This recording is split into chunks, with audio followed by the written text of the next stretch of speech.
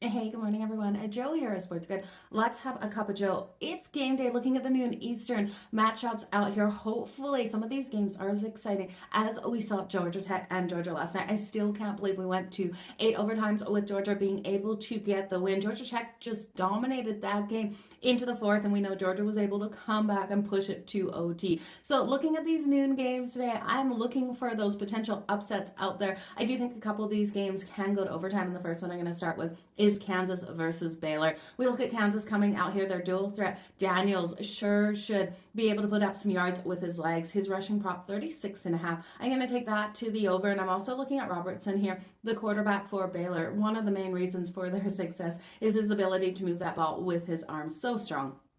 Give me Robertson for over 226.5 passing yards now. The overtime bet's coming in at plus 1,500. Do you think this one goes over that total? That total coming in at 61.5. We know Baylor's defense has struggled to keep opponents off the board. So if you just want to look at Kansas's team total, I don't blame you, but I do think Baylor is definitely going to put up their share of the points in this one. Now, the other game that I do think has the possibility of going to overtime is South Carolina versus Clemson. Clemson in this one, a 2.5-point favorite. We got a total of 49.5 because I think the possibility of overtimes there. I'm going to take this over the 49.5. I'm going to take the overtime bet at plus 1,500, and I'm going to lay the 2.5 here with Clemson. Hopefully this doesn't go to the point where we're only getting that 2-point conversion in those overtime bets. I think if this one goes to overtime, it's finished in the first or second overtime there. So Clemson laying the 2.5.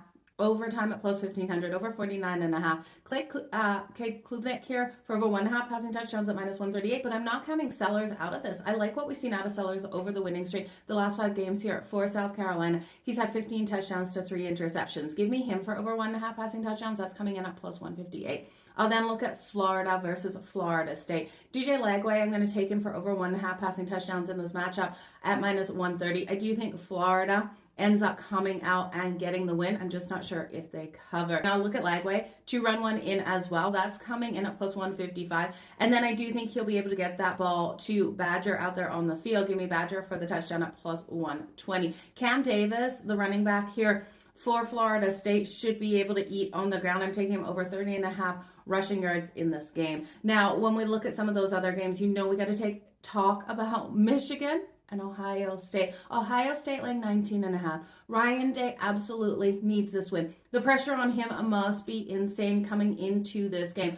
I'm going to lay the 19.5 with Ohio State. I know that they can't ever beat Michigan. It's been pre-COVID days since they've been able to do so, but I do think this is a time they come out so strong. Get the win here over Michigan. So give me Ohio State laying the 19.5. Jeremiah Smith, I'll take for the anytime touchdown. His anytime touchdown at minus 140. You could look at him for 2+ touchdowns if you want out there. I do think we're going to see a really heavy run game out of Ohio State. They need to get up, and then they need to make sure Will Howard doesn't turn that ball over, because we know that's been an issue this season. So the running back Henderson over 49.5 rushing yards for Ohio State, I'm going to go with as well. Now Donovan Edwards on the other side for Michigan should be able to eat on the ground. We know Michigan's strong at opening those running lanes. Over 41.5 rushing yards for him. I expect him to get in the end zone, but I'm not going to play it because Michigan's team total is 10.5. I'm going to play it to the under. The best unit on the field today between these two teams will be the defense here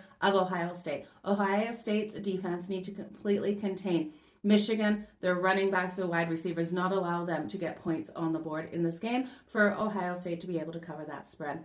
Tennessee versus Vandy. You guys, Vandy is 7-1 against the spread as a dog this season. Vandy's grabbing 10.5 versus Tennessee. I know Tennessee has a great defensive front, but I do think Vandy plus the 10.5 is where I'm going to go. Diego Pavetta coming out here, dual threat quarterback, over 40.5 rushing yards. Give me him as well to get in the end zone today. I think he has every ability of doing it. I think I've gone over all the bets that I am liking out there, you guys, in the noon Eastern. It's like, that's just noon Eastern. Make sure you come over and join me today and Scott Wetzel on the grid. We'll be live betting all of these games that kick off at 3:30 Eastern. I'm moving into the games for the evening. You guys, all the best in all of your bets. Cheers.